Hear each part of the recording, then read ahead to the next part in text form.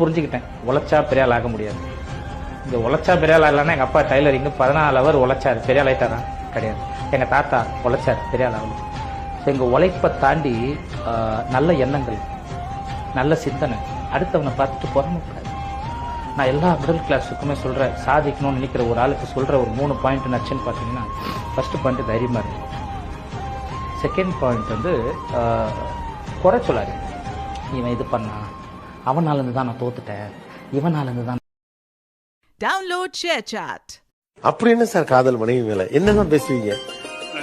நான் வாழ்க்கையில அந்த பணங்கன்னு எதுவுமே சேர்க்கல, எனக்கு எல்லாமே ஒய்ஃப் தான். அதனால என்ன பேசணும்னு எங்களுக்கு தெரியாது, ஏதோ பேசிட்டே இருப்பீங்க. என் ஒய்ஃபுடைய முகத்துல சிரிப்பை பார்த்தீங்கன்னா எனக்கு டவுன்லோட் ஷேர் சாட். யாரு கஷ்டப்படலைங்க.